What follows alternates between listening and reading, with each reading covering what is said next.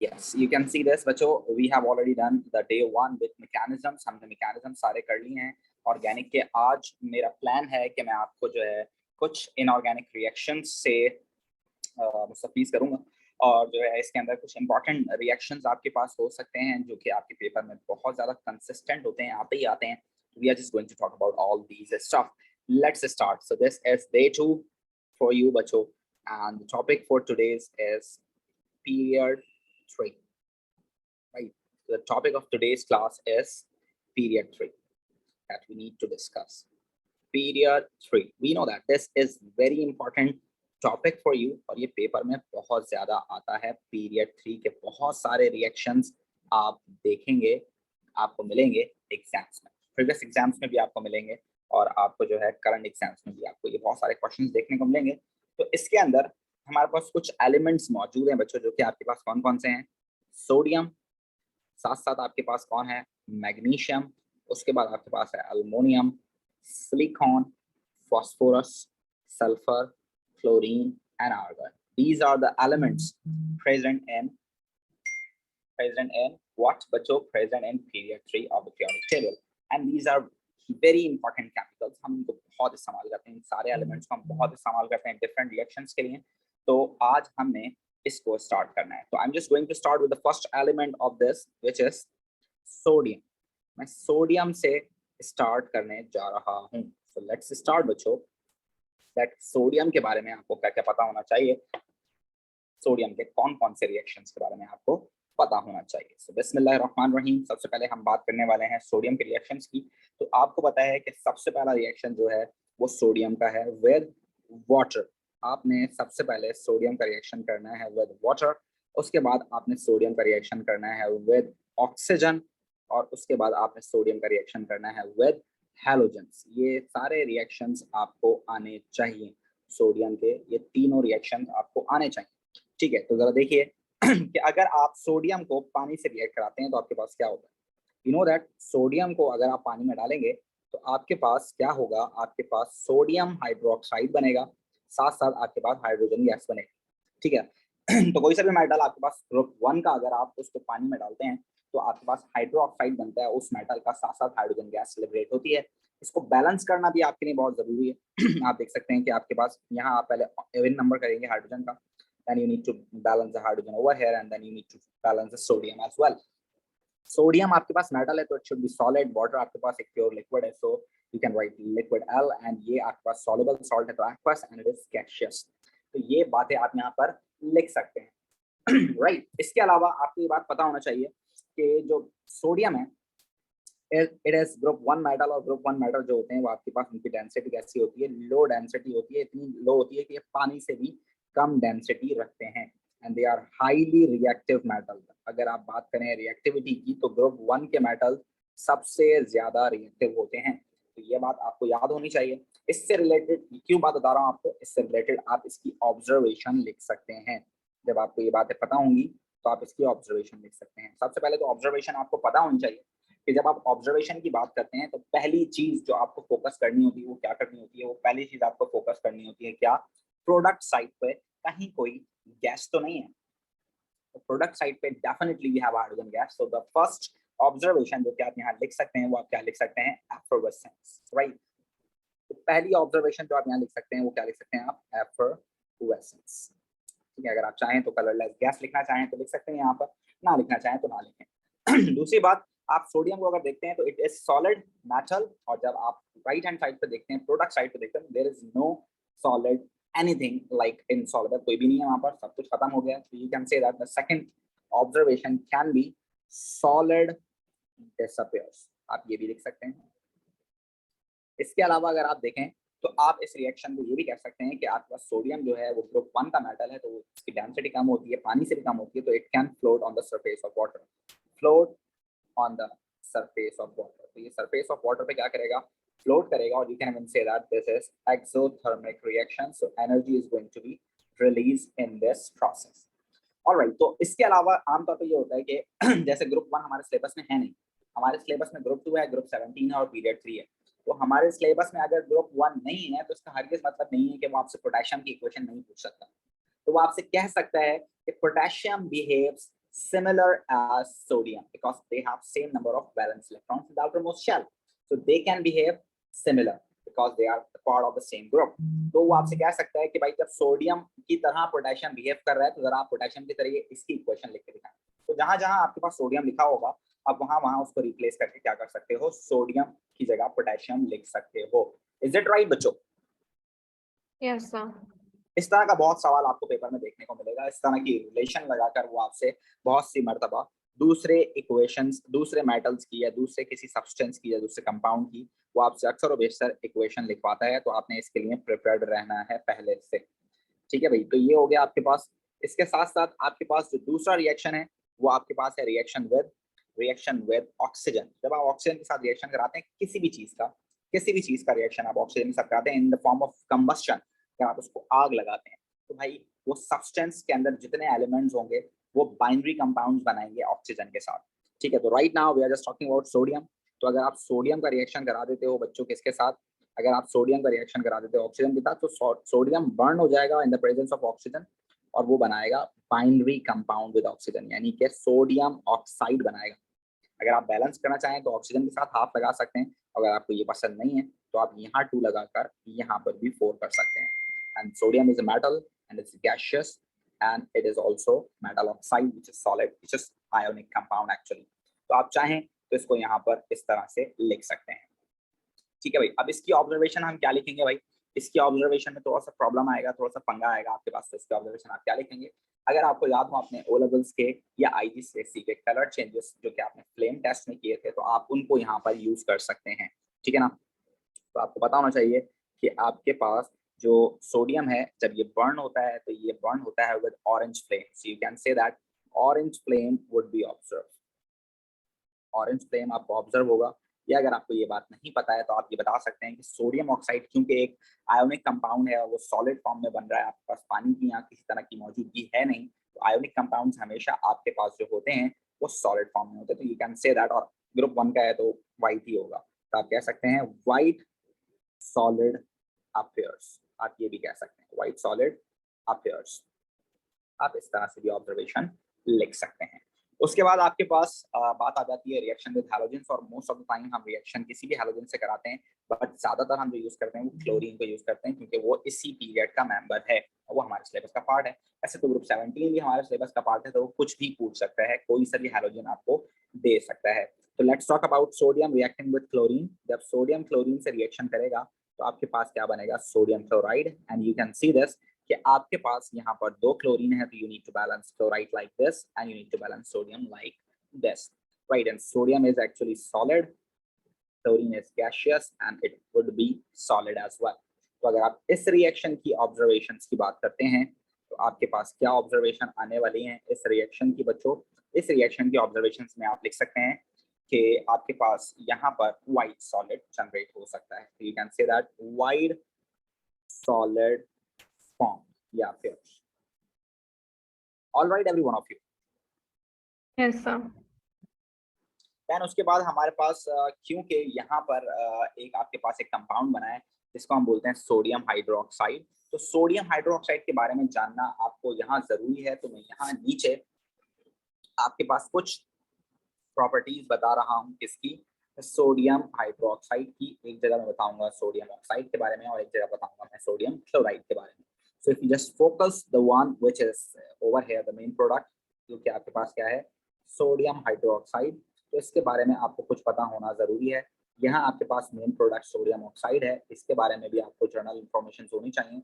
यहाँ आपके पास सोडियम क्लोराइड है, तो यहाँ पर भी आपको इंफॉर्मेशन होनी चाहिए कि हमें यहाँ क्या क्या लिखना चाहिए, क्या क्या हमें इसके बारे में पता होना चाहिए। तो भाई अगर आप बात करें किसकी बच्चों, अगर आप बात करें सोडियम हाइड्रोक्साइड की, तो you need to know this कि सोडियम ऑक्साइड जो है एक आपके पास सॉल्युबल ऑक्साइड है, ग्रुप 1 के सारे, और अमोनियम ऑक्साइड या अमोनियम ऑक्साइड नहीं होता है, वैसे सोडियम पोटेशियम या ग्रुप 1 के सारे ऑक्साइड पानी में सॉल्युबल होते हैं जो कि अल्कलाइन सॉल्यूशन बनाते हैं। You need to keep remember that sodium oxide can dissolve in water from sodium hydroxide. So this is the thing to remember. It can form by like this कि आपके पास sodium oxide हो, उसको आप पानी में डिसॉल्व करें तो आपके पास क्या बन जाए बच्चों, आपके पास सोडियम हाइड्रोक्साइड बन जाए। You can even do this. Sodium oxide is solid, it is liquid, and it would be aqueous state. And this is sodium hydroxide, which is strong alkaline, या कह सकते हैं आप स्ट्रॉन्ग अल्कलाइन सॉल्यूशन ये बनाएगा और स्ट्रॉन्ग एल्कली होगा ये। तो आप कह सकते हैं कि यहाँ पर पीएच जो है 13 तक जा सकती है, 13-14 पीएच हो सकती है इसकी। आपके पास जो आपके पास बना है सोडियम हाइड्रोक्साइड, इसकी पीएच 13 से 14 हो सकती है। And this reaction is highly exothermic. आप देखेंगे ये हाईली एक्सोथर्मिक रिएक्शन ये होगा। ऑलराइट बच्चों, Yes, sir.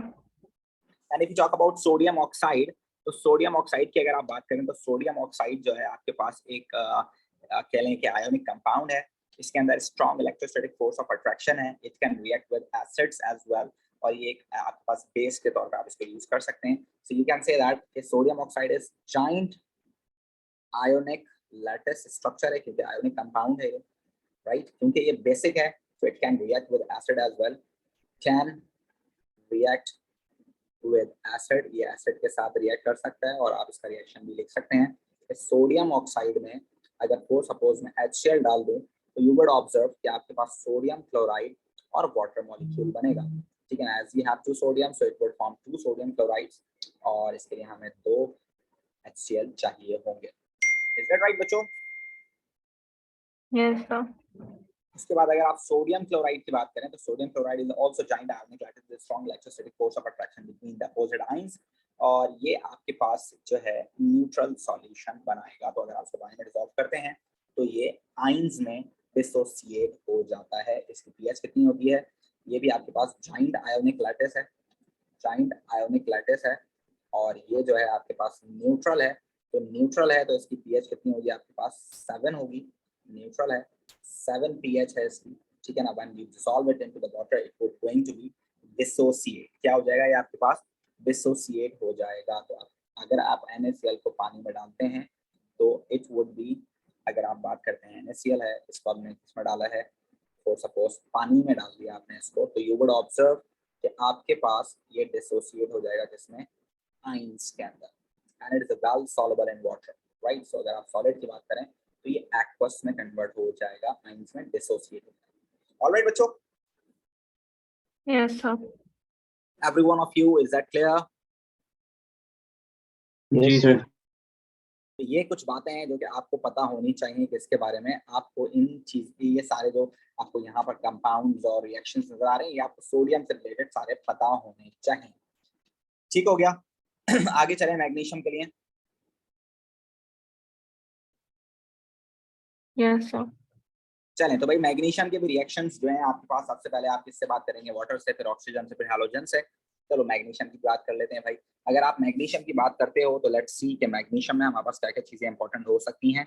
Magnesium, this is the second one, second member of this period, magnesium. You know that, इसको हम जो है ग्रुप 2 का मेंबर कहते हैं, जो कि काफी मजे का मेंबर है। हमने इसको देखा भी है, जब ये ऑक्सीजन के साथ रिएक्शन करता है तो ये कितना ब्राइट व्हाइट फ्लेम देता है, जो कि आमतौर पर कहाँ यूज होता है? जो कि आमतौर पर आपके पास यूज होता है इसलिए कि ये फायर्स जो होते हैं आपके पास, फायरवर्क्स जो होते हैं उसके अंदर ये इस्तेमाल होता है, just because of its property कि ये ब्रिलियंट व्हाइट कलर जो है on the basis on the time of burning combustion ये प्रोड्यूस करता है। ठीक है, तो इसके रिएक्शन की बात करते हैं। तो सबसे पहले हम इसका रिएक्शन की बात करेंगे विद वाटर। अगर आप इसका रिएक्शन विद वाटर करते हैं, एक पे इसका रिएक्शन विद वाटर है और एक पेपर में इसका रिएक्शन आता है विद स्टीम, तो ये दो अलग अलग रिएक्शन है जो कि आपको पता होना चाहिए। विद आपके पास ऑक्सीजन के साथ हो गया एक रिएक्शन, और एक रिएक्शन आपके पास हो जाएगा विद हैलोजेंस। तो ये इसके 3 रिएक्शंस भी आपको पता होने चाहिए बच्चों। तो लेट्स टॉक अबाउट कि ये किस तरह के रिएक्शंस आपके पास देखने को आपको मिलेंगे। चलिए जी, तो इसके रिएक्शन हम कर लेते हैं।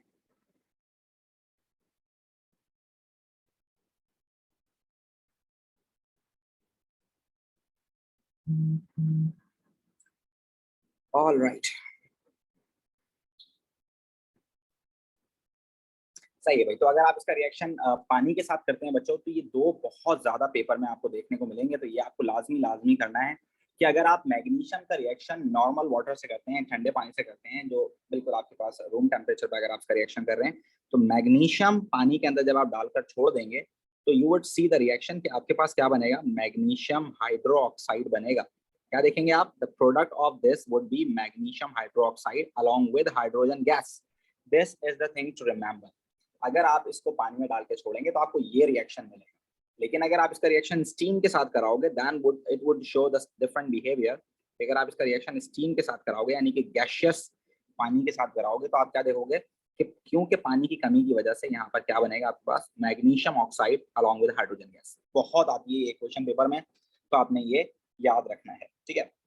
ये वाला रिएक्शन आपके पास स्लो होगा, ये वाला रिएक्शन आपके पास फास्ट होगा, ये आपने याद रखना है, ठीक है। और ये आपने जो है कराया है नॉर्मल वाटर के साथ, वाटर के साथ आपने ये रिएक्शन कराया है मैग्नीशियम का, और ये रिएक्शन आपने कराया है किसके साथ बच्चों? स्टीम के साथ कराया है, तो ये आपने याद रखना है, ठीक है। और इसके अंदर ऑब्जर्वेशन आप देख सकते हैं कि आपके पास क्योंकि यहाँ पर बन रही है hydrogen gas in both of the cases, so you can say that कि आपके पास बबल्स या एफरवेसेंस देखने को मिलेंगे। तो आप इसकी ऑब्जर्वेशन लिखें, या अगर आप इसकी ऑब्जर्वेशन लिखें they are going to be same. हाँ, मैग्नीशियम ऑक्साइड भी आपके पास इनसॉल्युबल है, व्हाइट कलर का होगा क्योंकि ग्रुप 2 का है, ट्रांजिशन नहीं है तो कलर प्रोड्यूस नहीं करेगा। तो आप चाहें तो नीचे वाले में लिख सकते हैं व्हाइट सॉलिड अफेयर्स, वो भी आप लिख सकते हैं, लेकिन मैं आपको एफरवेसेंस वाला लिख पा रहा हूँ जो कि ज्यादा आसान है। जब कभी भी आपको नजर आए हाइड्रोजन गैस या कोई सी भी गैस प्रोडक्ट में तो आप हमेशा ये बात लिख सकते हैं। ऑलराइट बच्चों, Yes, sir. उसके बाद आ जाते हैं सेकंड बात पे। सेकंड बात जो है आपके पास रिएक्शन विद क्या सर। है? ऑक्सीजन। जी बेटे। सर ये आपने देखा है एफरवेसेंस, सर इसकी जो स्पेलिंग है अगर सही ना लाजमी है, अगर स्पेलिंग ना आती हो तो मार्क्स मिलेंगे?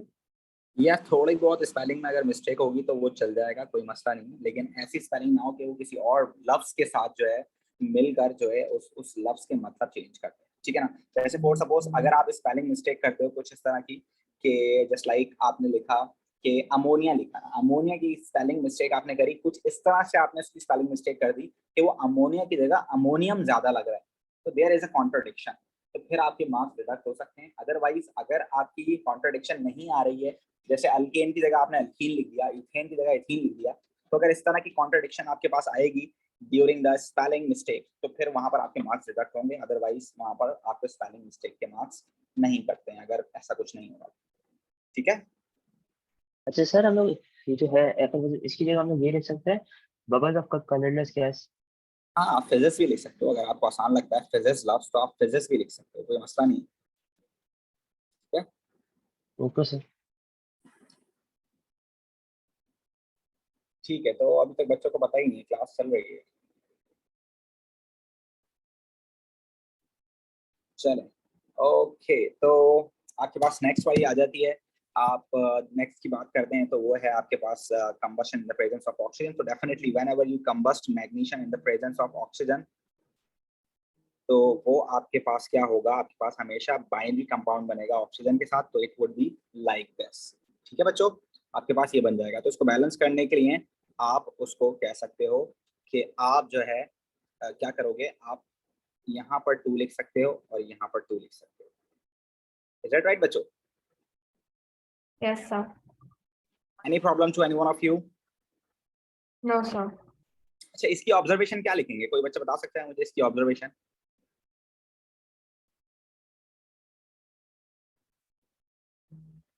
Bright white flame and white solid form.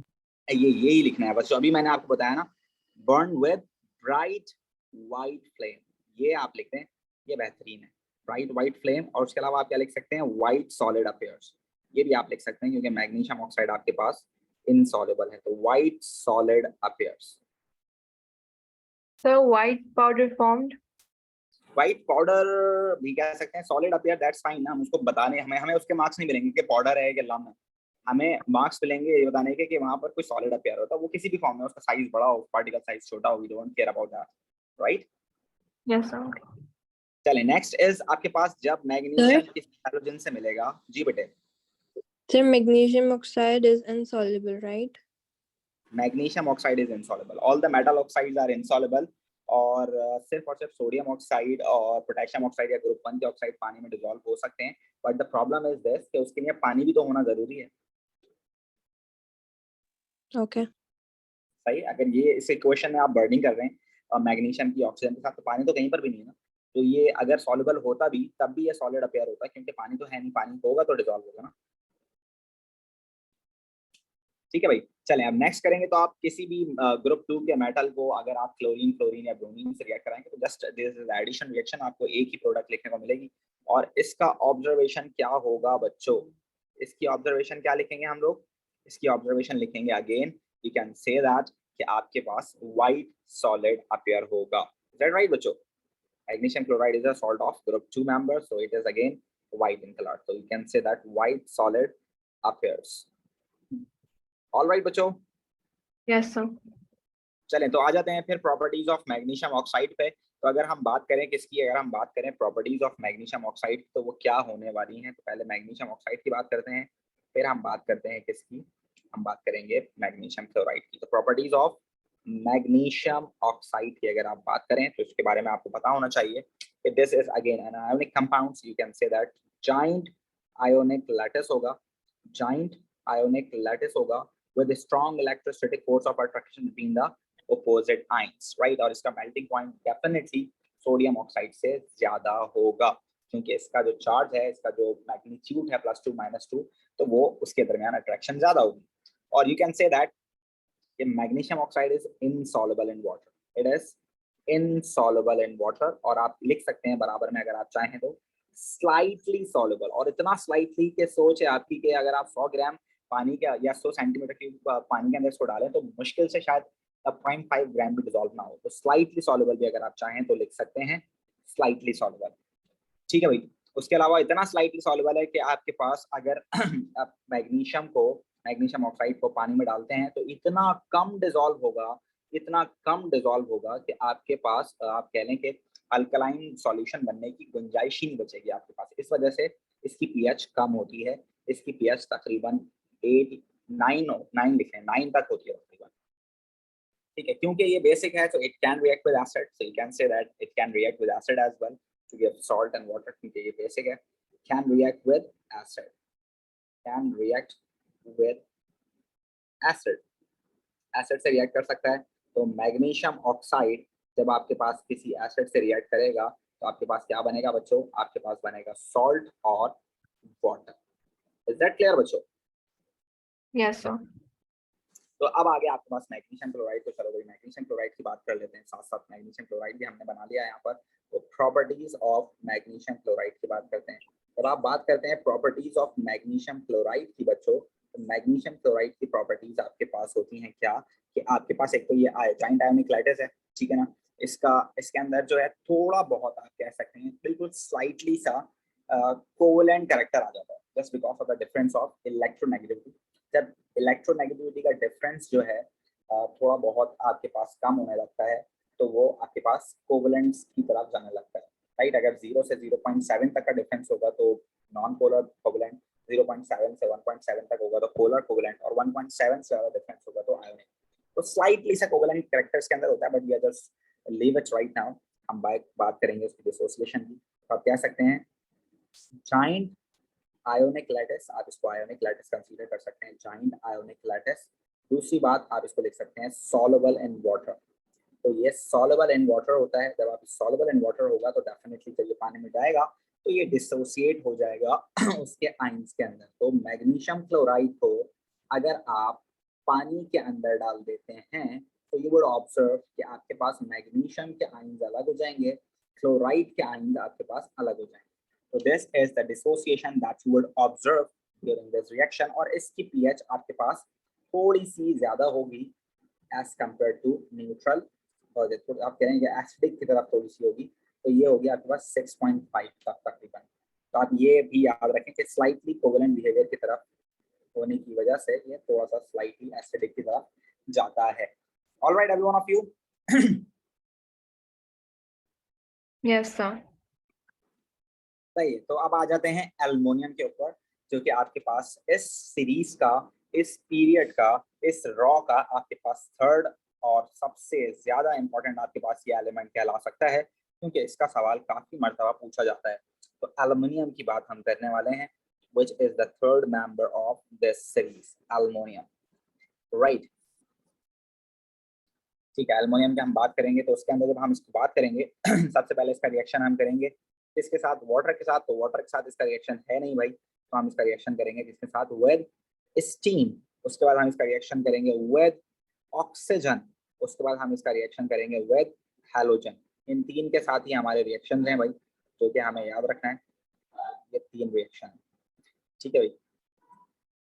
Alright बच्चों, Yes, sir. Yes sir. तो ये तीन रिएक्शन हम करने वाले हैं इसके अंदर। तीन रिएक्शन हम कर लेते हैं।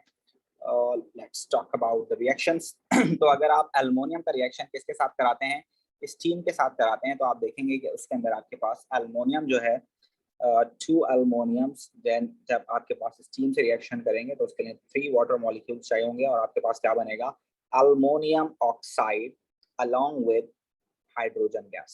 Again, the observation is same. We have a hydrogen gas to produce over here, and aluminum oxide is also insoluble in water. So you can say that white precipitates would be observed, right? You need to remember this: the reaction of aluminum with steam is very slow because property. You know that there's a property of aluminum कि उसके पास उसकी एक protective layer होती है उसके oxide की, जो उसको prevent करती है reaction से और उसको save करती है from any other you can say that reaction. तो आप कह सकते हैं this is a slow reaction because of protective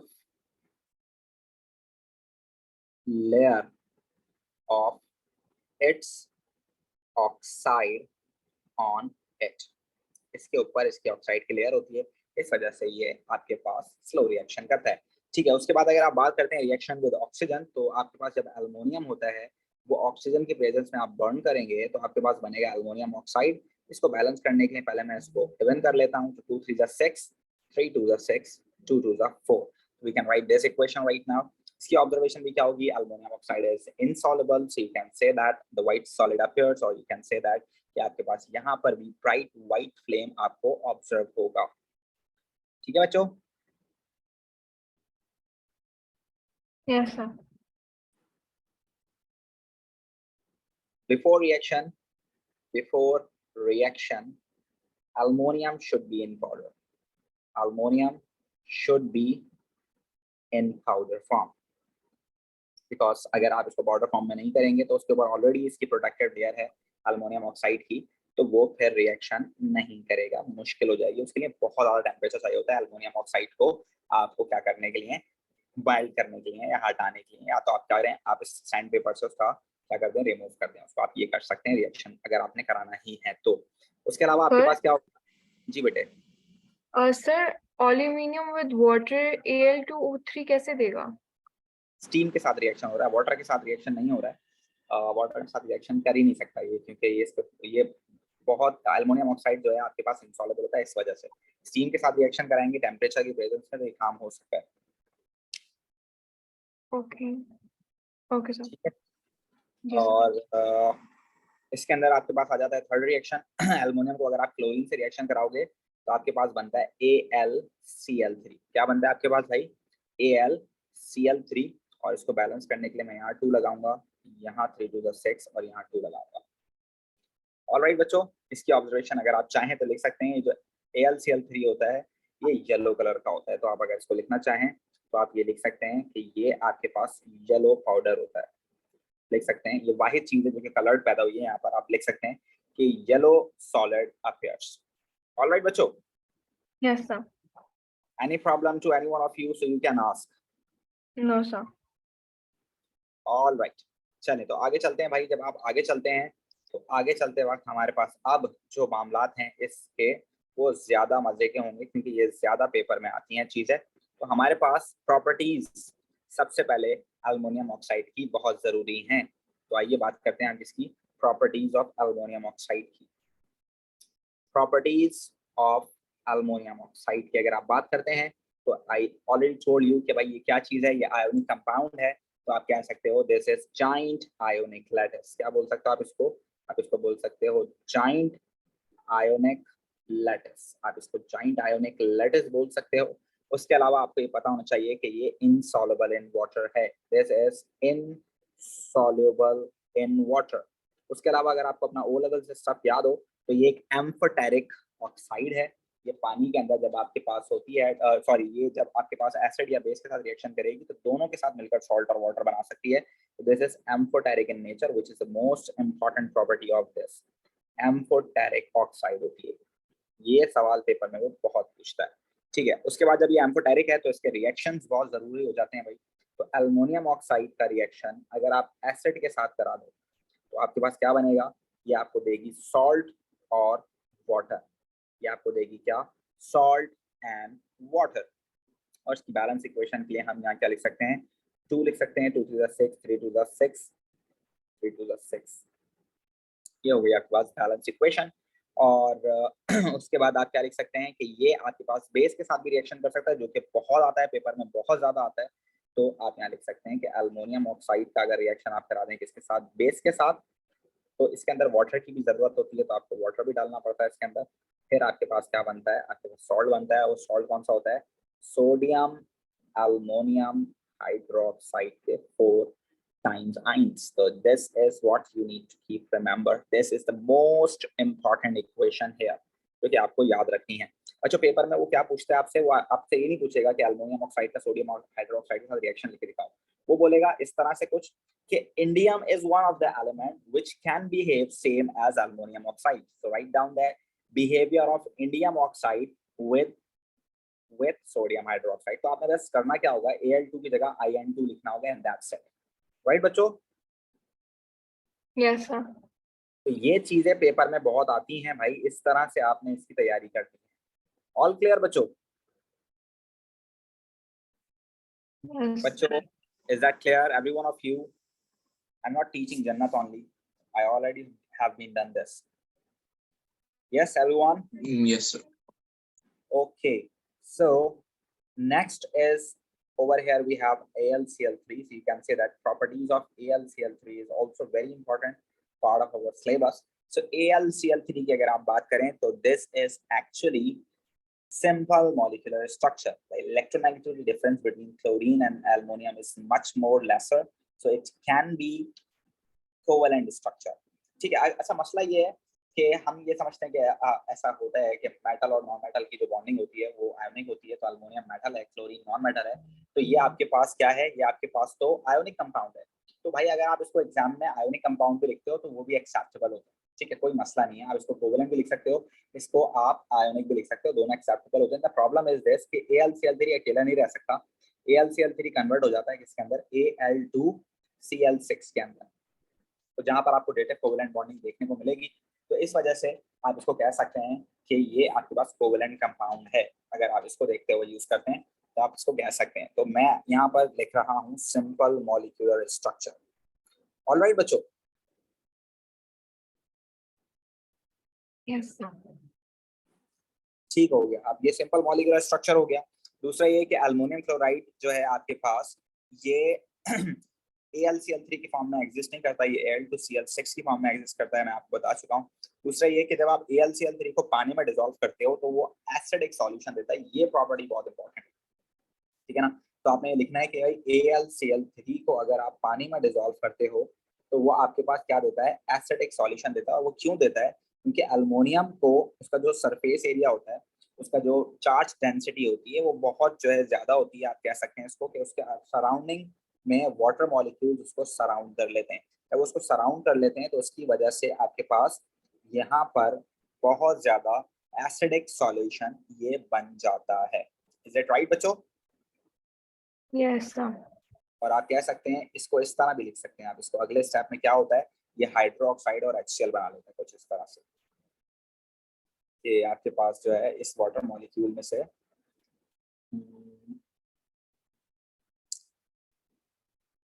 इस तरह से आपके पास होता है कि एल्युमिनियम हाइड्रोक्साइड भी बन जाता है और साथ साथ आपके पास 3 HCl के मॉलिक्यूल बनते हैं, जिसकी वजह से काफी स्ट्रॉन्ग एसिडिक सॉल्यूशन है। You can say that strong acidic. इसकी pH नियरली 1 हो सकती है या 2 हो सकती है, ठीक है, HCl मौजूद है उसमें इस वजह से। ऑलराइट बच्चों? Yes. Anyone of you any problem? No, sir. अच्छा, इसके अंदर आपके पास एक चीज इंपॉर्टेंट जो ज्यादा जरूरी है वो ये है कि एल्युमिनियम जो होता है आपके पास, इसके पास 3 इलेक्ट्रॉन्स होते हैं। तो अगर ये क्लोरीन के साथ बॉन्डिंग करता है तो आप देख सकते हैं कि इस तरह की आपके पास बॉन्डिंग आपको देखने को मिलेगी कि आपके पास हर क्लोरीन के पास 8 इलेक्ट्रॉन्स पूरे हो जाएंगे, लेकिन जो आपके पास अल्मोनियम है उसके इलेक्ट्रॉन्स अभी भी 2 बाकी होंगे। ठीक है, तो अगर कोई दूसरा अल्मोनियम अगर फॉर सपोज बराबर में मौजूद हो तो it would seem like this. आप देखें कि इस तरह से मौजूद होगा आपके पास एक और अल्मोनियम क्लोराइड। तो यहाँ पर क्लोरीन के तो इलेक्ट्रॉन्स पूरे हो गए, बट अल्मोनियम जो है आपके पास उसकी जो इलेक्ट्रॉन्स हैं उसके इलेक्ट्रॉन्स में अभी भी 2 इलेक्ट्रॉन्स की कमी है। तो ये वाला जो स्ट्रक्चर है ना, ये बहुत जरूरी है, ये आपने लाजमी तैयार करके जाना है। क्लोरीन अपना लोन पेयर किसको दे देता है? अल्मोनियम को, जिसकी वजह से यहाँ पर द्वितीयक कोवलेंट बॉन्डिंग होती है और ये AlCl3 दूसरे AlCl3 से मिलकर क्या बना लेता है आपके पास? Al2Cl6। तो ये एक बहुत इंपॉर्टेंट बात है जो कि आपको इसमें करनी है। तो इसमें सबसे ज्यादा इंपॉर्टेंट भाई क्या आ गया?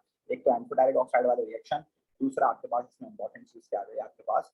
ये अल्मोनियम ऑक्साइड, और उसको जब आप पानी में डिसॉल्व करते हो तो एसिडिक सॉल्यूशन। ऑलराइट बच्चों, Yes. सर जी बेटे। सर ये AlCl3 में पानी के साथ रिएक्ट करके ये H2O6 क्यों बना है?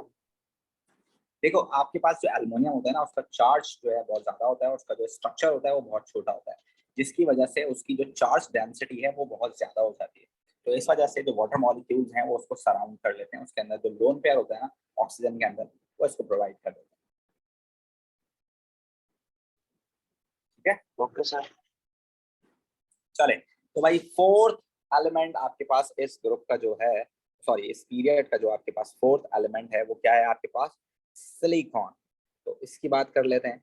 जब आप सिलिकॉन की बात करते हो बच्चों, तो सिलिकॉन आपके पास आ गया ये एलिमेंट। और जब इसके रिएक्शंस की हम बात करेंगे तो इसके रिएक्शंस हमारे पास पानी के साथ है, ऑक्सीजन के साथ है और क्लोरीन के साथ, उन्हीं तीन के साथ हम रिएक्शंस पढ़ लें। तो पहले विद वाटर, फिर with oxygen and then with halogen.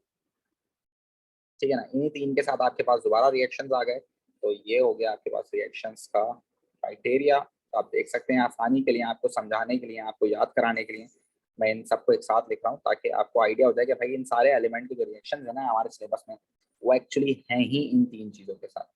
तो बस यही चीज आपको दिमाग में फिट कराने के लिए मैं बार बार ये तीन एलिमेंट यहाँ लिख रहा हूँ। तो चलो देखते हैं कि अब के बाद ये तीन रिएक्शंस कैसे होते हैं। ठीक है, तो आप देख सकते हैं कि आपके पास आ गया पहला रिएक्शन किसके साथ? वाटर के साथ। अब जाहिर सी बात है, जब एल्युमिनियम वाटर के साथ रिएक्शन नहीं कर सकता तो ये कहाँ से करेगा? ये किसके साथ रिएक्शन करेगा भाई? ये रिएक्शन करेगा स्टीम के साथ। तो ये स्टीम के साथ रिएक्शन करेगा, तो आप कह सकते हैं विद स्टीम रिएक्शन होगा। इसका पानी के साथ रिएक्शन नहीं होगा, क्योंकि पानी के अंदर सिलिकॉन अगर आप डालेंगे तो कोई रिएक्शन नहीं होगा। ठीक है, तो Yes, आप sir. क्या, आप सिलिकॉन का जब रिएक्शन पानी के साथ कराएंगे इन the presence of high temperature, तो आप देखेंगे कि आपके पास क्या बनेगा? Silicon dioxide along with hydrogen gas. ठीक है बच्चों? Yes, sir. Alright everyone. Yes ठीक है, आपके पास दोबारा से सर ऑब्जर्वेशन आप लिख सकते हो जी। सर ये सिलिकॉन डाइऑक्साइड होता है या सिलिकॉन टेट्राऑक्साइड होता है?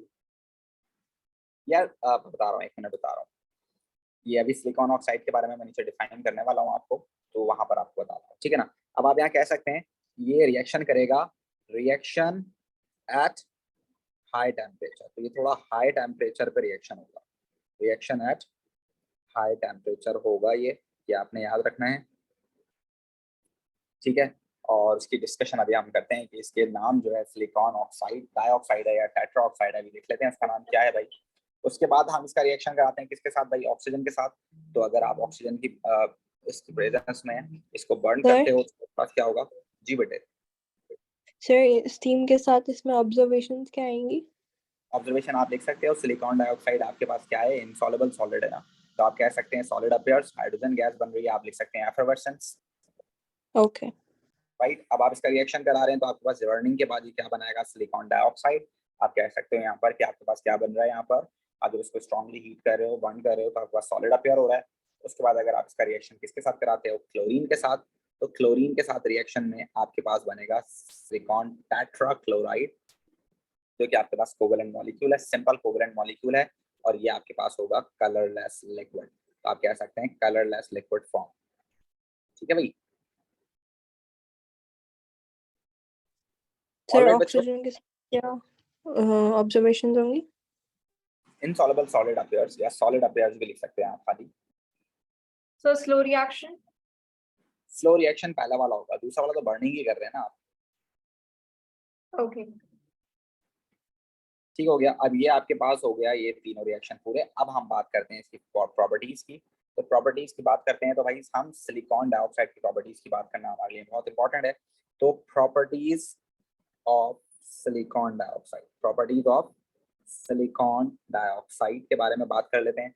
आपके पास ये क्या है, ये जाइंट मॉलिक्यूलर लैटिस है भाई। क्या चीज है ये कोवेलेंट कंपाउंड है, और ये आप इसको बोलेंगे दिस इज जाइंट या मॉलिक्यूलर लैटिस। कोवेलेंट स्ट्रक्चर भी बोल सकते हैं, जाइंट मॉलिक्यूलर लैटिस भी आप इसको बोल सकते हैं।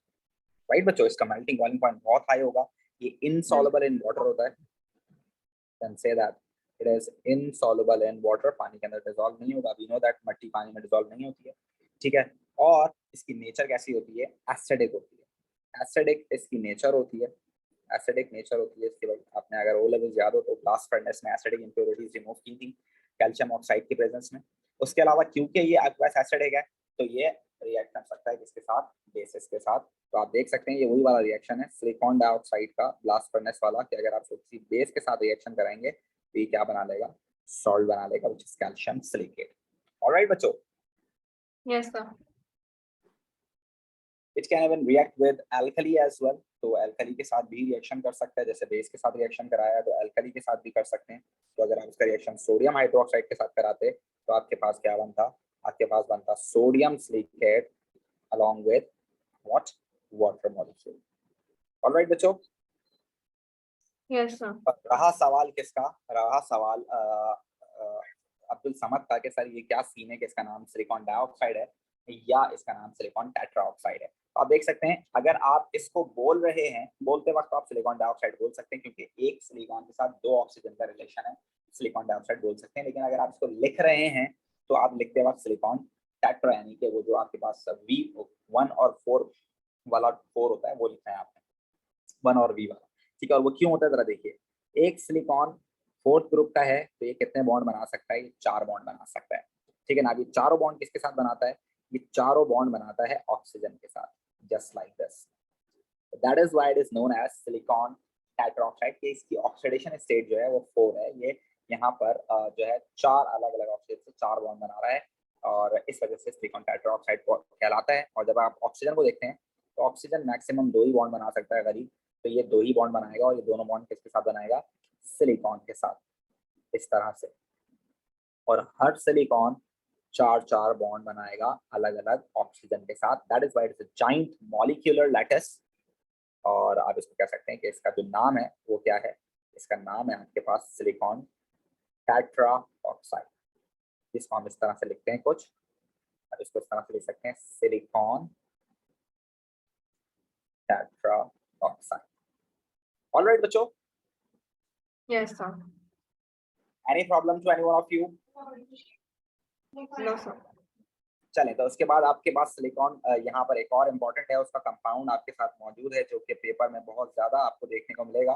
Properties of silicon tetrachloride. ये कोवेलेंट कंपाउंड है जो कि आपके पास सिंपल कोवेलेंट कंपाउंड है, जाइंट नहीं है ये, तो इसके दरमियान डिफरेंस रखिएगा आप लोग। तो ये क्या है आपके पास, this is simple molecular structure, this is simple molecular structure.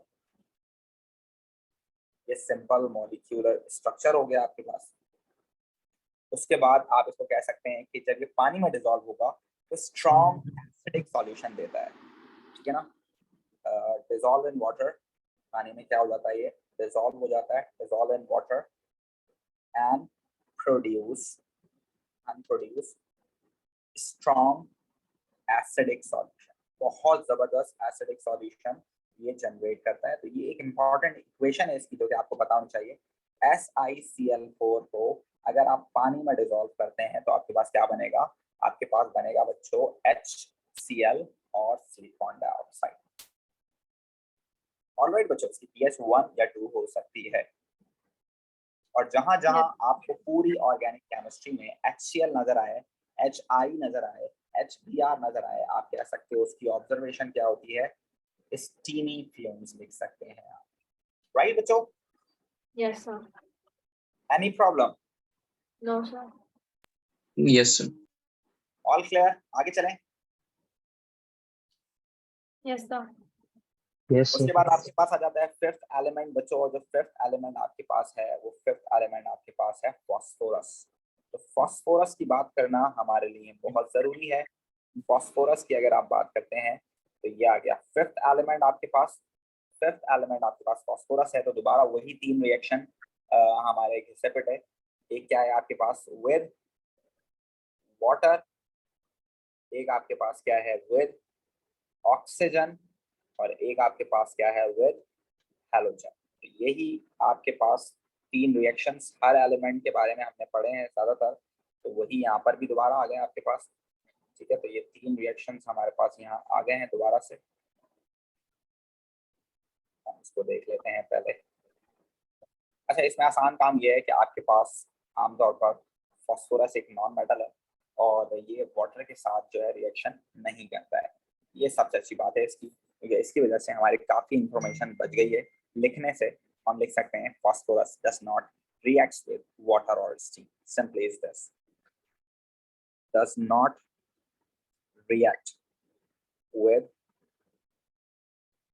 Water और स्टीम। ना तो पानी से ना ही गर्म पानी से ये रिएक्शन करता है। हाँ, ऑक्सीजन के साथ इसका रिएक्शन दो अलग अलग हो सकते हैं। यहाँ पर इसने हमें फिर परेशान कर दिया कि फास्फोरस ऑक्सीजन के साथ रिएक्शन कर सकता है, और ऑक्सीजन के साथ रिएक्शन कर कर क्या बना सकता है? P4O6 भी बना सकता है, और कभी कभार वो क्या बनाता है? P4O10 भी बनाता है। तो ये मामला थोड़े से इसके आउट हैं। तो ये दो अलग अलग कंपाउंड्स बना सकता है, और इसको हम बोलते हैं क्या? इसका नाम है फास्फोरस ट्रीऑक्साइड। ये जो बना है आपके पास, इसको आप बोलते हो फास्फोरस ट्रीऑक्साइड, और ये जो नीचे बना है इसको आप बोलते हो फास्फोरस 5 ऑक्साइड। ये दो अलग अलग कंपाउंड यहाँ बनाता है।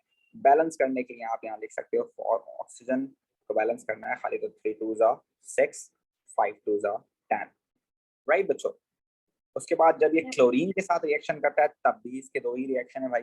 जब क्लोरीन के साथ रिएक्शन करता है तो ये आपके पास PCl3 भी बना लेता है, और जब ये आपके पास दोबारा रिएक्शन अलग से कराएं तो PCl5 भी बना सकता है। और आपको याद रखना है कि ये सिर्फ क्लोरीन के प्रेजेंस में होता है, ब्रोमीन के साथ PCl3 और PCl5 नहीं बनता है। जी बेटे। सर इसके साथ ऑक्सीजन के साथ ऑब्जर्वेशंस कुछ होंगी? यहाँ बिल्कुल बता रहा हूँ, होती हैं, बिल्कुल होती हैं, बता रहा हूँ। तो क्या हो सकती हैं, इसको मैं जरा लिखूँ। 4 10 हो गया, ठीक है, ये बैलेंस हो गया। अच्छा, इसकी ऑब्जर्वेशन की अगर आप बात करें तो P4O6 आपके पास बन रहा है या P4O10 बन रहा है। इसकी ऑब्जर्वेशन आप जो है लिख सकते हैं। और वो क्या होता है कि जब फास्फोरस को आप बर्न करते हो ना, तो वो बर्न होता है वाइट फ्लेम के साथ। सो you can write the observation over here. आप इसकी ऑब्जर्वेशन क्या लिख सकते हो? White flame. आपको यहाँ पर वाइट फ्लेम देखने को मिलेगा। ठीक है, So yellow flame is Okay. Yellow flame था, वाइट फ्लेम था, येलो फ्लेम था, येलो फ्लेम था, yellow flame. येलो फ्लेम था। चलो येलो लिख लेते हैं। पक्की बात है ना, येलो ही लिखवाया था मैंने। Yes, yes, sir. Yellow चलो, flame. Yellow flame and white flame. Yes, हाँ, येलो फ्लेम, और यहाँ लिखते हैं वाइट फ्यूम्स, ये सही रहेगा। White Yes. Smoky fumes, right, you are absolutely right. ठीक है, मैं तो सारे फ्लेम के साथ मिक्सअप हो गया। ठीक हो गया। आगे अगर आप इसकी बात करते हैं ऑब्जर्वेशन की, तो इसकी ऑब्जर्वेशन में आपके पास आप क्या लिख सकते हो? इसकी ऑब्जर्वेशन में आप लिख सकते हो कि जब आप फास्फोरस को क्लोरीन की प्रेजेंस से रिएक्शन कराते हो तो आपके पास एक PCl3 जो होता है एक कलरलेस लिक्विड होता है, और PCl5 जो होता है ये आपके पास ये वाइट सॉलिड होता है, या इसको लिख लें कि ऑफ वाइट सॉलिड होता है। तो ये आप लिख सकते हैं इसकी ऑब्जर्वेशन। PCl3 जो है आपके पास, ये आपके पास कलरलेस लिक्विड है, ठीक है ना। ये PBr3 और PBr5 नहीं होता है, PI3 या PI5 नहीं होता है। वो आयोडीन के साथ या ब्रोमीन के साथ अगर आप रिएक्शन कराएंगे तो ये प्रोडक्ट नहीं बनेंगे, ठीक है ना। इसीलिए अगर आपको याद हो तो सब्स्टिट्यूशन रिएक्शन में हम रेड फास्फोरस के साथ ब्रोमीन और रेड फास्फोरस के साथ आयोडीन यूज करते थे, PCl3 या PCl5 हम यूज नहीं करते थे, ठीक है। तो ये आपको याद होगा, ठीक है भाई। ये हो गया हमारे पास इसका रिएक्शंस। अब हमारे पास इसकी प्रॉपर्टीज में फास्फोरस ऑक्साइड की प्रॉपर्टीज हैं जो कि हमें डिस्कस करनी है, और ये PCl5 वाली जो कि पेपर में बहुत आती हैं, तो वह हम डिस्कस कर लेते हैं, ठीक है। तो ये हो गया हमारे पास एंड। अब हम बात करेंगे किसकी, प्रॉपर्टीज की। Properties of phosphorus oxides, properties of phosphorus oxide. ये जो फास्फोरस की ऑक्साइड है आपके पास, इनकी क्या प्रॉपर्टीज हैं, दोनों की बात कर रहा हूँ एक साथ, तो इसलिए मैं ऑक्सीडेशन स्टेट नहीं लिख रहा हूँ। तो आपको पता होना चाहिए दोनों ही ये कोवेलेंट स्ट्रक्चर्स हैं, ठीक है ना। दोनों ही पानी के अंदर डिसॉल्व होकर एसिडिक सॉल्यूशन दे सकती हैं, और इसकी पीएच जो होती है तकरीबन 1.5 से 2 तक हो सकती है, ठीक है ना। So both are simple molecular structures, both are simple molecular structures, both are soluble in water, both are soluble in water, both are soluble in water, ठीक है। अगर इनकी solubility की बात करें तो आपको पता है कि P4O6 को अगर आप पानी में डालते हैं तो आप देखेंगे कि आपके पास बनेगा फॉस्फोरिक, आपके पास जो है ना फॉस्फोरस एसिड बनेगा, ठीक है ना। H3PO3 बनेगा विच इज फॉस्फोरस एसिड। और अगर आप P4O10 को पानी में डालेंगे तो आपके पास H3PO4 बनेगा which is phosphoric acid. H3PO4 phosphorus है, एक फॉस्फोरिक है। इसको बैलेंस करने के लिए 4 हमारे पास फॉस्फोरस हैं, तो हमने ये 4 कर दिया। तो यहाँ वाटर मॉलिक्यूल्स को बैलेंस कर देते हैं। तो वाटर मॉलिक्यूल्स कितने हैं आपके पास, ये हो गए 4 3 12, तो ये हो गया आपके पास 6, और ये भी हो गया 6। ऐसी है बच्चों। Yes, sir. और इसकी पीएच आपके पास ऑलमोस्ट 2 तक आपको देखने को मिलेगी, दोनों ही एसिडिक सॉल्यूशंस बन गए, ठीक है। उसके बाद आपके पास फास्फोरस क्लोराइड है, जिसके बारे में आपको पता होना चाहिए, जो कि हमारे सिलेबस का पार्ट है। प्रॉपर्टीज ऑफ फास्फोरस क्लोराइड, दोनों की ही बात करने लगा हूँ एक साथ, इसलिए मैं ऑक्सीडेशन स्टेट नहीं लिख रहा हूँ, ठीक है। तो भाई आपके पास दोनों ही अगेन सिंपल मॉलिक्यूलर स्ट्रक्चर्स हैं, इनके पास इंटरमॉलिक्यूलर फोर्सेस होंगी। Both are simple molecular structures,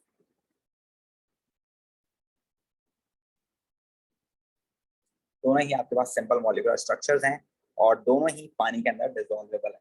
both are soluble in water.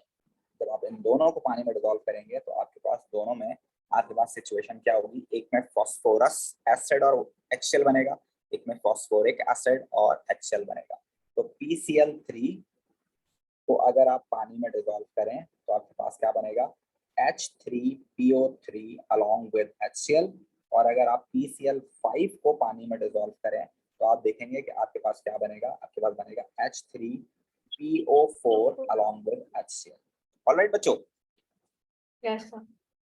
इसको बैलेंस करने के लिए यहाँ पर देख लें, 3 यहाँ पर Cl हैं, यहाँ पर 5 Cl हैं, तो ये हो गया आपके पास बैलेंस। पानी को बैलेंस करने के लिए यहाँ 3 लिख दिया, यहाँ 4 लिख दिया। Alright everyone. Yes, sir. चलें, उसके बाद आपके पास आ जाते हैं हम किसके ऊपर, हम आ जाते हैं सल्फर के ऊपर। सल्फर भी हमारे इस जो है पीरियड 3 के अंदर हमारा पार्ट है, जो कि हमें पढ़ना है, जिसके भी रिएक्शन थोड़े बहुत मौजूद हैं, थोड़े ही हैं लेकिन हैं इसके भी रिएक्शन। तो sulphur is the next element जो कि आपने बात करनी है, सल्फर की। जी बेटे। Sir, can you show the previous slide again? जी लिख लें, आपको जो लिखना है इसमें देख के। तो ये आपके पास आ गया, सल्फर का पानी के साथ रिएक्शन नहीं होगा, सल्फर का ऑक्सीजन के साथ रिएक्शन होगा, और सल्फर का क्लोरीन के साथ रिएक्शन होगा। तो पानी वाला रिएक्शन मैं नहीं लिख रहा हूँ, अगर लिख देते चले आप लोग के आसानी के लिए काम आएगा। With water, with oxygen with halogen. ठीक है, ये तीन ही रिएक्शन है, दोबारा से आप देख सकते हैं। तो एक हैलोजन के साथ, एक ऑक्सीजन के साथ, और एक आपके पास आ गया जिसके साथ पानी के साथ।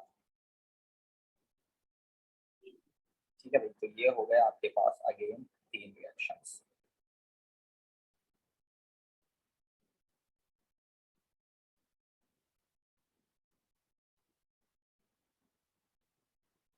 ऑल राइट, चलो भैया इसको लिख लेते हैं यहाँ पर। अगेन बात क्या है, बात सीधी सी ये है कि आपके पास रिएक्शन होता ही नहीं है पानी के साथ, इसका सल्फर का। There is no reaction of sulphur with water, so you can say that no reaction with water और steam, no reaction with water और स्टीम, ना ही पानी के साथ और ना ही स्टीम के साथ इसका कोई रिएक्शन है। हाँ, अगर आप बात करें ऑक्सीजन के साथ, तो सल्फर जो है आपके पास ऑक्सीजन की प्रेजेंस में बर्न होकर सल्फर डाइऑक्साइड बना सकती है। इसका सोर्स आपको पता होना जरूरी है। ये काम होता है फॉसिल फ्यूल्स की कंबशन के दौरान या ये वोल्केनिक इरप्शन के दौरान हो सकता है। ये सल्फर डाइऑक्साइड एसिडिक नेचर की मालिक है, और ये जब आपके पास आप कह लें कि एटमॉस्फेयर में आएगी तो ये डिजॉल्व होकर सल्फ्यूरिक एसिड बना सकती है, और सल्फोरस एसिड भी बना सकती है, जिसकी वजह से आपके पास एसिड रेन भी कॉज हो सकती है। ये प्रॉब्लम्स आपको इसके बारे में पता होने चाहिए। ठीक है, और सर अगर ऑब्जर्वेशन ऑब्जर्वेशन तो एक गैस है ना, सिंपल आप लिख सकते हैं बबल्स, सल्फर डाइऑक्साइड गैस है। उसके अलावा आपके पास ये जो है, इसकी ऑब्जर्वेशन के अलावा जो है आपके काम की चीज ये है कि ये फर्दर ऑक्सीडाइज होती है और सल्फ्यूरिक एसिड सल्फर ट्राइऑक्साइड बना सकती है, और ये पार्ट है कॉन्टैक्ट प्रोसेस का। तो आपको इसकी कंडीशंस का भी पता होना चाहिए। 450 डिग्री सेंटीग्रेड टेम्परेचर और 1 to 2 एटमॉस्फेरिक प्रेशर और वेनेडियम पेंटाऑक्साइड की प्रेजेंस में ये काम आप खुद कराना चाहें तो कर सकते हैं। एटमॉस्फेयर में भी हो जाता है, लेकिन इतना ज्यादा मिकदार में नहीं होगा जितना इसकी प्रेजेंस में ये हो सकता है। जब आप इसको बताते हैं तो आपके पास ब्लू फ्लेम आ सकता है, तो आप लिख सकते हैं ब्लू फ्लेम के साथ चलती है। तो अगर आप इसकी ऑब्जर्वेशन लिखना चाहें इसकी बर्निंग की, तो ये ब्लू फ्लेम भी आप लिख सकते हैं कि भाई सल्फर जब बर्न होगी तो ब्लू फ्लेम के साथ बर्न होगी। तो ब्लू फ्लेम टेस्ट भी है इसका, अगर आप चाहें तो लिख सकते हैं। ऑलराइट बच्चों, ये काम की चीजें आपको पता होनी चाहिए। सल्फर डाइऑक्साइड का मैंने आपको बता दिया कि आपका सोर्स और उसकी प्रॉब्लम पता होनी चाहिए। ये एसिड रेन कॉज करती है, ठीक है, तो इसके बारे में आपको पता होना चाहिए। उसके अलावा जब इसका रिएक्शन आप क्लोरीन के साथ कराते हैं तो आपके पास बनता है S2Cl2। तो ये एक रिएक्शन आपके पास हो सकता है। इसकी ऑब्जर्वेशन के लिए आपको पता होना चाहिए कि ये जो चीज है ये आपके पास ऑरेंज लिक्विड होता है। ये दिखने में आपके पास ऑरेंज लिक्विड होता है, तो अगर आप चाहें तो इसको भी अपने पास लिख सकते हैं। ऑलराइट बच्चों, यस सर। ये हो गया आपके पास यहाँ पर ये एंड। ठीक है, आप इसकी प्रॉपर्टीज लिख सकते हैं सल्फर डाइऑक्साइड की, और सल्फर ट्राइऑक्साइड की प्रॉपर्टीज आप लिखना चाहें तो लिख सकते हैं। Properties of oxides of sulphur, properties of sulphur. sir dioxides and trioxides will share the same properties? जी, दोनों ही आपके पास जो है सिंपल मॉलिक्यूलर स्ट्रक्चर्स हैं, दोनों ही कोवेलेंट मॉलिक्यूल्स हैं, सिंपल मॉलिक्यूलर स्ट्रक्चर्स हैं। ठीक है, सिंपल मॉलिक्यूलर स्ट्रक्चर है क्योंकि सिंपल कोवेलेंट कंपाउंड है ये। उसके अलावा ये पानी के अंदर आपके पास जो है डिसॉल्व भी हो सकती हैं स्लाइटली, और ये दोनों ही आपके पास आप कह सकते हैं कि सल्फर डाइऑक्साइड जो है कलरलेस गैस है, सल्फर ट्राइऑक्साइड जो है व्हाइट सॉलिड है। मेल्टिंग बॉइलिंग पॉइंट दोनों के लो होते हैं, ठीक है ना, और ये सॉल्युबल इन वाटर होती हैं, आप लिख सकते हैं। और जब ये पानी में सॉल्युबल होती हैं तो इस वजह से ही ये क्लाउड्स में जाके डिसॉल्व हो जाती हैं और एसिड रेन कॉज करती हैं। आप लिख सकते हैं सल्फर डाइऑक्साइड पानी में डिसॉल्व होगा तो सल्फोरस एसिड बनाएगा, यानी कि H2SO3, और अगर सल्फर ट्राइऑक्साइड पानी में डिसॉल्व हो जाए तो ये सल्फ्यूरिक एसिड बनाती है, यानी कि H2SO4। ऑलराइट बच्चों, इन दोनों की ही पीएच आपके पास तकरीबन 1 के करीब हो।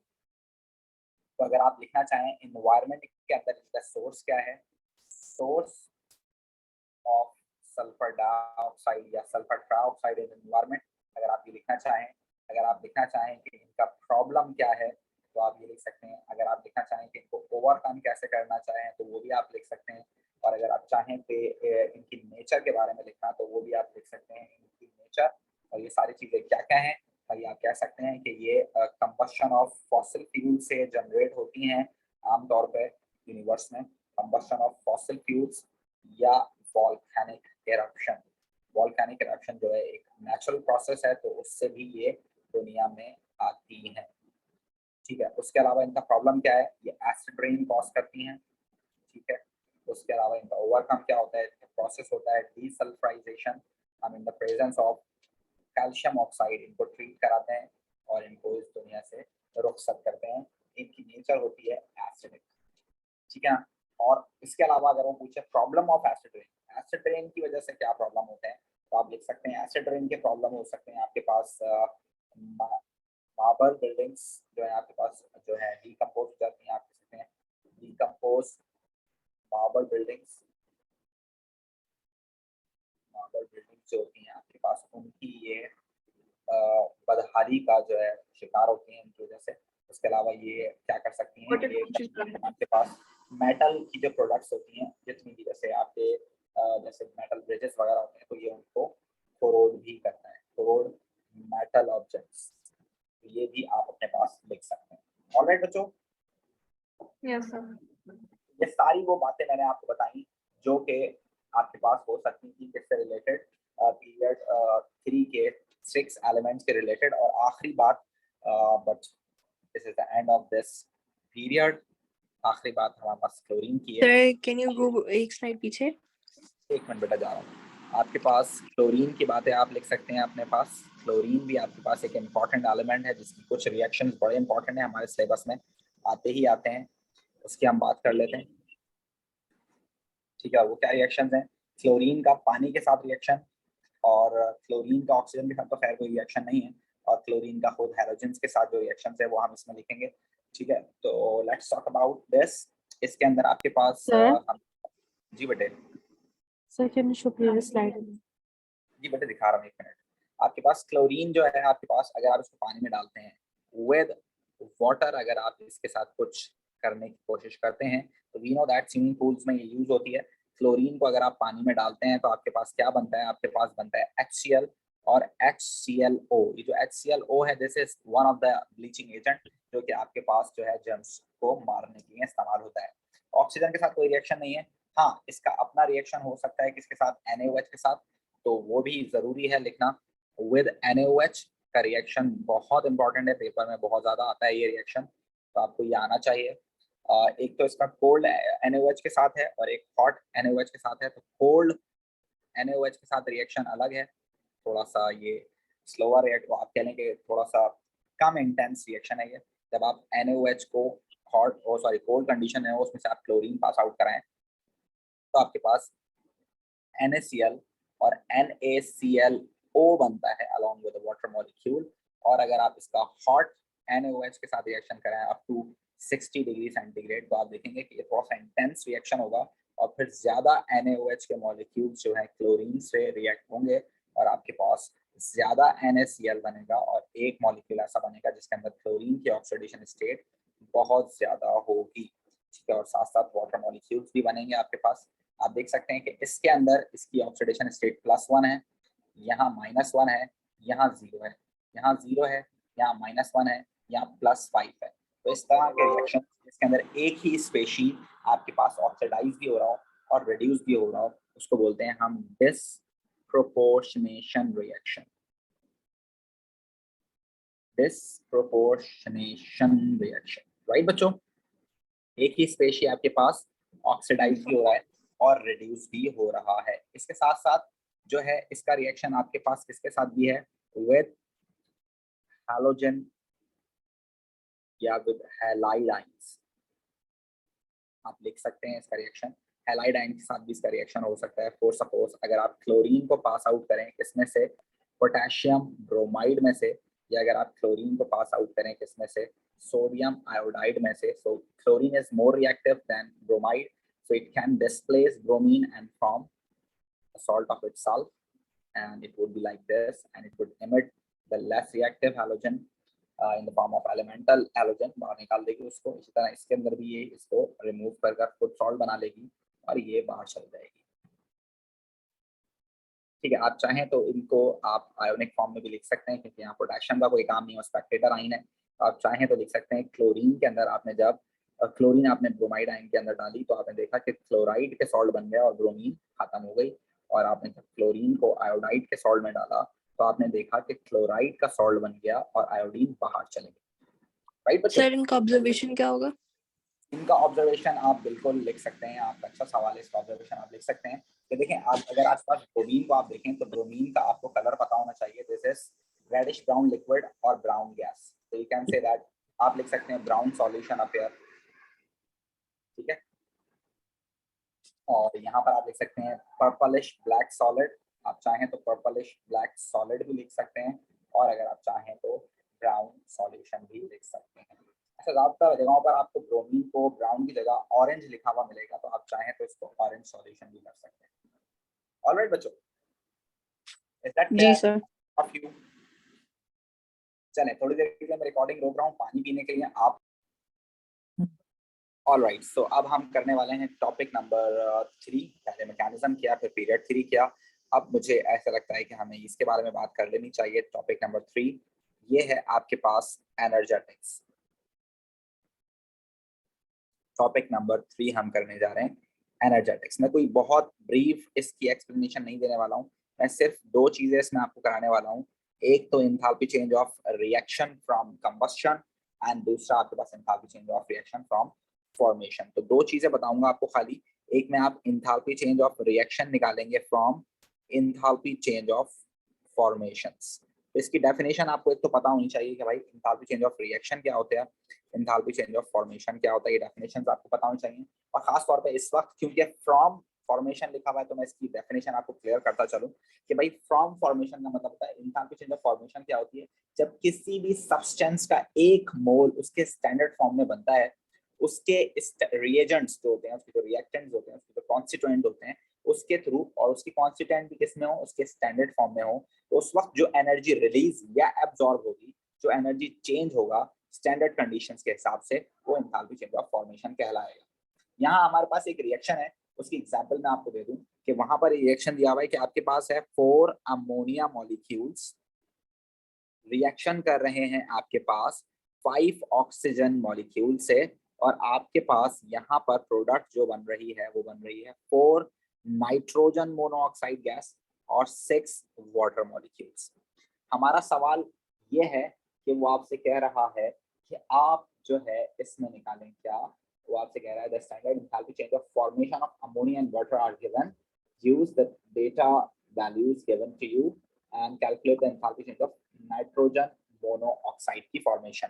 वो आपसे कह रहा है कि इसकी फॉर्मेशन निकालनी है, enthalpy change of formation calculate करनी है आपने इसकी। आमतौर पे वो फॉर्मेशन सारी दी हुई होती है उसने, और वो आपसे रिएक्शन की पूछ रहा होता है, बट यहाँ पर उसने आपको रिएक्शन की एनर्जी दी हुई है विच इज -906। और दूसरी बात उसने जो बताई है, उसने दूसरी बात ये बताई है कि भाई फॉर्मेशन ऑफ NH3 जो है वो भी उसने दी हुई है। वो कितने दी हुई है उसने भाई, NH3 जब बनता है एक मॉलिक्यूल तो -46 किलो जूल्स एनर्जी आपके पास रिलीज होती है, और जब वाटर का एक मॉलिक्यूल आपके पास बनता है तो वो कहता है आपसे कि वाटर के एक मॉलिक्यूल्स बनते वक्त आपके पास 242 किलो जूल्स एनर्जी रिलीज होती है, ठीक है ना। यहाँ आप नीचे क्या लिख सकते हैं, एलिमेंट्स लिख सकते हैं, क्योंकि फॉर्मेशन हमेशा एलिमेंट्स के थ्रू होती है। आप चाहें तो हाइड्रोजन, नाइट्रोजन, ऑक्सीजन लिखना चाहें तो लिख सकते हैं, अदरवाइज उसकी जरूरत नहीं है। मेन चीज क्या है आपको ऊपर देखना कि आपके पास अमोनिया के कितने मोल्स बन रहे हैं। Just look at over there, this is 4, this is 4, this is 6। और एक और इंपॉर्टेंट चीज क्या है, ये पूरा ऑक्सीजन। ऑक्सीजन आपके पास ऑलरेडी रिएक्शन में एलिमेंटल फॉर्म में है, तो जो चीज आपके पास एलिमेंटल फॉर्म में होती है वो हमेशा उसकी एंथैल्पी चेंज 0 होती है, तो वी कैन से दैट कि 0 होगा। इसके 4 मोल हैं तो इसको 4 से मल्टीप्लाई कराएंगे, इसको हम 4 से मल्टीप्लाई कराएंगे और इसको हम 6 से मल्टीप्लाई कराएंगे। This is the thing that you need to keep remember. And after all of this stuff you need to keep remember कि बच्चों जिनके एरोस सेम होते हैं उनको एक तरफ लिखा जाता है। Just look at over here, इसकी डायरेक्शन, इसकी डायरेक्शन और फिर इसकी डायरेक्शन, इस रिएक्शन की direction, they all are in the similar way. और ये वाला जो है और ये वाला जो है ये अपोजिट डायरेक्शंस में। हम इसको किस तरह से लिखेंगे, हम इसको लिखेंगे -46 × 4 + 5 × 0 + -906। ये सारे एक ही डायरेक्शन में, सबको प्लस कर देना है, और जो अपोजिट डायरेक्शन में है वो हमें एक तरफ कर देना है। तो this is to be identify, तो I am just selecting this as x, ये 4 है तो 4x, और ये हो गया प्लस 242 into 6. ऑलराइट बच्चों, Yes, sir. तो आप इसको सॉल्व कर लें कि आपके पास कितना आंसर आ रहा है। ये हो गया आपके पास 4x और ये हो गया मेरे ख्याल से -1452, ठीक है। और ये आपके पास क्या हो जाएगा, 184 हो जाएगा। ये 0 हो गया, ये 906 हो गया। तो 906 और 184 कितना हो जाएगा आपके पास, मेरे ख्याल से ये 1090 हो जाएगा, ठीक है ना। और फिर वो यहाँ पर आके पॉजिटिव हो जाएगा 1452 और 4 से डिवाइड हो जाएगा। तो जरा बताइए x का आंसर क्या यही आ रहा है, सही आ रहा है, चेक करें 90.5. कितना आ रहा है। 90.5 90.5 आपके पास आंसर आ रहा है किलो जूल पर मोल, ठीक है ना। ये आपके पास आ गया आंसर, ठीक है। आप लोग भी चेक कर लीजिएगा कि ये आंसर सही बताया गया है या नहीं। ऑलराइट बच्चों, जी सर। Yes, sir. चले, ये हो गई आपके पास फॉर्मेशन वाली भाई। तो फॉर्मेशन के अलावा आपके पास एक रिएक्शन बहुत कॉमन है जो कि आपके पास कंबशन से रिलेटेड आता है। तो वो भी मैं आपको दिखा दूं कि भाई आपके पास जो कंबशन वाला होता है वो हम कैसे करेंगे। तो जरा देख लीजिए कि अगर आपसे वो कहे कि आप क्या निकालें, एंथैल्पी चेंज ऑफ रिएक्शन निकालें from enthalpy change of combustion. तो एंथैल्पी चेंज ऑफ कंबशन क्या होती है, this is the amount of energy released when 1 mole of any substance is going to be combust in the presence of excess oxygen under standard conditions। तो ये आप, ठीक है भाई। तो चला आइए देखते हैं कि हमारे पास यहाँ पर किस तरह का सवाल मौजूद है।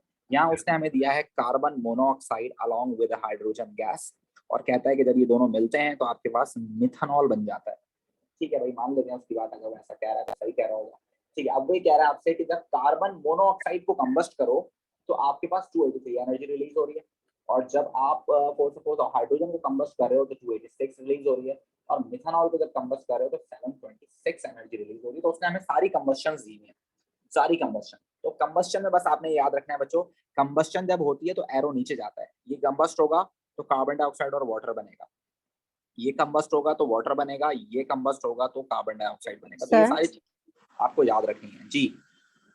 सर प्रीवियस आंसर क्या आया था? प्रीवियस आंसर 90.5,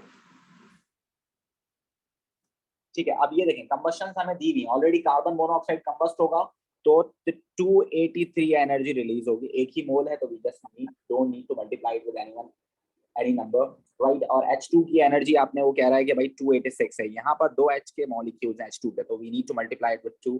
और फिर वो कह रहा है कि जब मिथेनॉल कंबस्ट होता है तो 726 एनर्जी रिलीज होती है, 726। और वो कह रहा है कि एंथैल्पी चेंज ऑफ रिएक्शन निकालो, तो रिएक्शन मैंने आपको दिया है उसकी एंथैल्पी चेंज निकाल लो।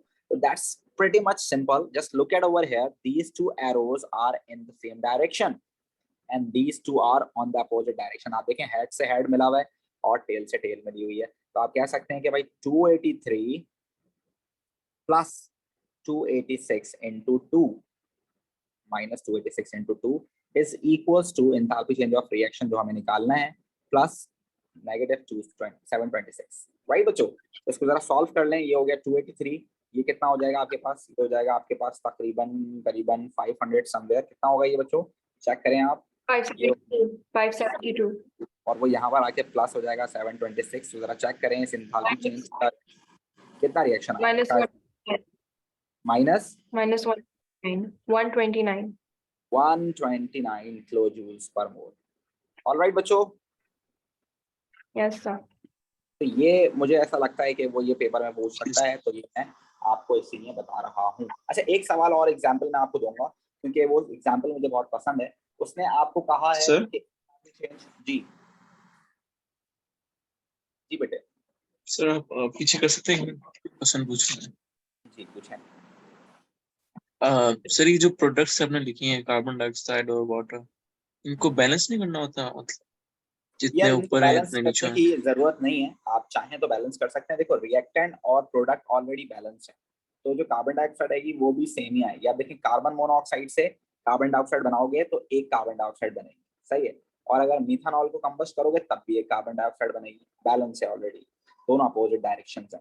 फिर H2O से अगर आप देखो तो 2 वाटर मॉलिक्यूल बनेंगे, और मिथेनॉल को कंबस्ट करोगे तब भी 2 वाटर मॉलिक्यूल बनेंगे, तो इट्स ऑलरेडी बैलेंस्ड, राइट। तो सर अगर बैलेंस ना हो रहा हो तो हम जरूरत तो नहीं है ना कि बैलेंस करें। वैसे आमतौर पे इस रिएक्शन में बिल्कुल भी बैलेंसिंग की जरूरत नहीं होती, वो हेसेस लॉ में जरूरत पड़ती है कभी कभार, अगर बहुत मुश्किल सवाल पूछेगा तो फिर वो बैलेंसिंग की रिक्वायरमेंट होगी यहाँ पर। सही है। Okay sir. अब देखें एक सवाल जस्ट मैं आपको लास्ट एक क्वेश्चन कराऊंगा, ये मुझे काफी पसंद है क्वेश्चन क्योंकि इसमें दोनों चीजें ऐड हो रही हैं। अब उसने दिया हुआ है एंथैल्पी चेंज ऑफ कंबस्शन, ठीक है, किसका दिया हुआ है enthalpy change of combustion of CS2, उसने हमें दिया हुआ है, कह रहा है कि इसकी एनर्जी है 1110 किलोजूल्स पर मोल, और कहता है एंथैल्पी चेंज ऑफ फॉर्मेशन है मेरे पास, एंथैल्पी चेंज ऑफ फॉर्मेशन दी हुई है भाई उसने कितनी, कार्बन डाइऑक्साइड की आपके पास 395, फॉर्मेशन ऑफ कंबस्शन दोनों साथ है, ठीक है। उसके बाद आपने उस दी हुई है enthalpy change of formation sulphur dioxide की भी दी हुई है, enthalpy change of formation sulphur dioxide की भी दी हुई है, वो कितनी है 298 किलोजूल पर मोल। तो ये आपके पास आप देखें कंबस्शन और फॉर्मेशन दोनों दी हुई है तो आप परेशान हो सकते हैं। इक्वेशन में क्या कह रहा है वो आपसे, calculate the standard enthalpy change of formation of CS2, CS2 की फॉर्मेशन जो होती है उसकी आप क्या करना है, calculate standard enthalpy change of formation of CS2। जब CS2 की फॉर्मेशन करोगे तो आप कैसे निकालोगे उसकी एंथैल्पी चेंज। चलो भाई CS2 की फॉर्मेशन, तो भाई CS2 की फॉर्मेशन निकालनी है तो इसका मतलब ये हुआ कि इसका जो बन रहा होगा ये स्टैंडर्ड एलिमेंट से बन रहा होगा, यानी कि आपके पास सल्फर से और कार्बन से, इससे ये बन रहा होगा, ठीक है ना। ये हमें निकालना है एक्चुअली, या मैं निकालना है, इसको मैं रिएक्शन कंसीडर करूं या फॉर्मेशन कंसीडर करूं मेरी मर्जी, ठीक है ना। और उसके बाद क्या है उसने हमें जो दिया हुआ है कि आपके पास क्या होता है, आपके पास जब CS2 कंबस्ट होगा, तो भाई जरा देखो CS2 जब कंबस्ट होगा तो आपके पास क्या बनेगा, एक कार्बन डाइऑक्साइड बनेगा और 2 सल्फर डाइऑक्साइड बनेगी, ठीक है ना। तो उसने बताया हुआ है कि जब ये कंबस्ट होगा तो आपके पास कितनी एनर्जी रिलीज होगी 1110, और फिर वो कहता है आपसे कि फॉर्मेशन भी उसने दी हुई है आपको, कार्बन डाइऑक्साइड जब प्रोड्यूस होगा तो आपके पास एनर्जी कितनी रिलीज होगी, और जब सल्फर डाइऑक्साइड प्रोड्यूस होगा तो एनर्जी कितनी रिलीज होगी, ये भी उसने दिया हुआ है आपको। जरा आप देखें कि जब सल्फर डाइऑक्साइड प्रोड्यूस हो रहा है तो 298 इंटू 2 करेंगे और ये हो जाएगा आपके पास 395। ऑलराइट बच्चों, Yes, sir. ये आपने सॉल्व करना है, सिंपल आपने जस्ट देखना है कि एरो कौन से मैच कर रहे हैं, तो ये दोनों एरो मैच कर रहे हैं, बाकी दो अपोजिट है, तो आप कह सकते हैं कि आपके पास ये हो गया 298 into 2 plus 395 is equals to delta HR we need to find out plus 1110, right बच्चों। इसको सॉल्व करके तो Yes, जल्दी sir. से बता दीजिए कितना आ रहा है आपके पास। 119. 119. 119, 119. Yes. Okay, that would be plus में आ रहा है, Yes, sir. Plus में. चलें किलोजूल्स पर मोल आपके पास ये आंसर आ गया। ऑलराइट बच्चों, any problem to anyone of you? No, sir. No sir. Okay, तो मुझे ऐसा लगता है कि भाई ये चीज आपके पेपर में आ सकती है, ये इंपॉर्टेंट होगी, तो मैंने आपको उसका रिव्यू दे दिया है। नेक्स्ट क्लास में इंशाल्लाह ग्रुप 2 और ग्रुप 17 की बात करेंगे, और उसके बाद इंशाल्लाह हम ऑर्गेनिक का रिव्यू मैप करेंगे और उसके तरह की बात करेंगे। तो will see you again on Monday इंशाल्लाह with a new lecture. Take care. Allah Hafiz.